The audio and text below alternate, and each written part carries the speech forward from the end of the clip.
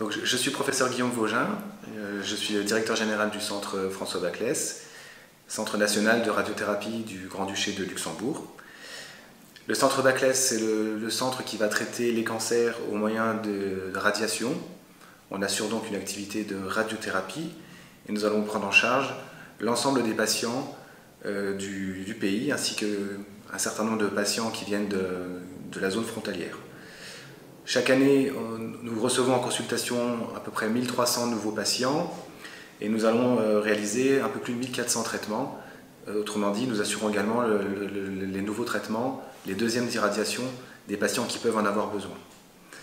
Donc nous avons un parc très étoffé d'accélérateurs pour traiter de manière très personnalisée les cancers que vont présenter les patients, avec des machines rotatives et d'autres machines qui permettent de faire des irradiations de très haute précision, telles que le CyberKnife.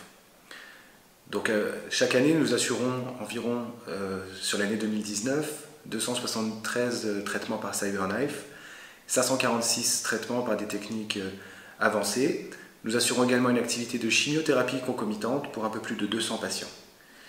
Nous participons également activement en tant que Centre national de radiothérapie à 540 SRCP annuels, dont 10% sont faites avec le CHDN. Nous avons donc actuellement au Centre Baclès 73 collaborateurs, dont 8 médecins, 7 physiciens et 25 ATM. Les liens entre le Centre Baclès et le CHDN sont très soudés depuis longtemps maintenant. Le CHDN donc, participe à 10% des patients qui sont pris en traitement au Centre Baclès et également 124 RCP sur les 543 que nous assurons. Donc l'activité partagée Centre Baclès-CHDN est importante pour nous.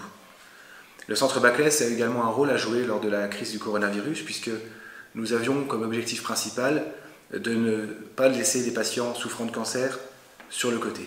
C'était très important pour nous, malgré l'absentéisme que nous avons éventuellement pu rencontrer, malgré la gravité de l'épidémie, malgré la fragilité de nos patients, nous avons toujours voulu assurer les traitements de radiothérapie afin qu'aucun patient ne souffre d'un délai de prise en charge ou d'un traitement inadapté.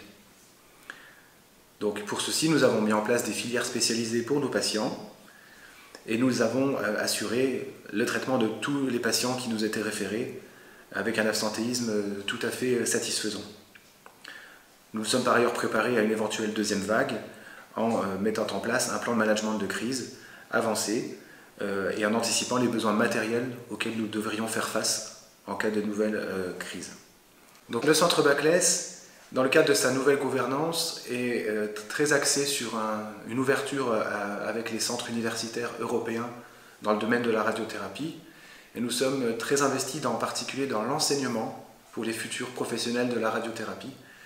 Nous avons également reçu un financement européen sur des fonds Interreg pour développer de nouvelles techniques d'enseignement pour renforcer la sécurité des patients en radiothérapie et également un deuxième financement plus récent pour commencer à se former à une nouvelle technique de radiothérapie qu'on appelle la protonthérapie, qui est une technique de radiothérapie qui va cibler encore mieux les tumeurs présentées par les patients.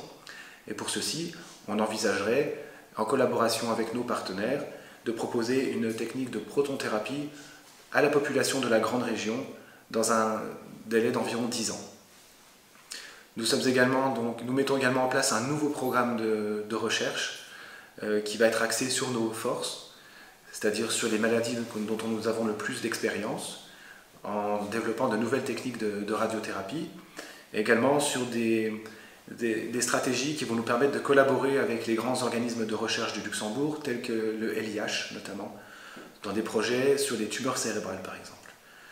En parallèle, nous avons, par mon intermédiaire, une activité de recherche privilégiée avec l'Université de Lorraine, et nous avons des projets de recherche très avancés pour étudier la sensibilité de chaque personne aux radiations et éviter que les patients guérissent grâce à la radiothérapie, mais guérissent malgré tout avec des séquelles. Donc on veut que les patients ne présentent plus de séquelles de la radiothérapie et pour ça, nous allons développer de nouveaux tests de sensibilité aux radiations que nous allons pouvoir proposer à la population dans un cadre de routine à moyen terme.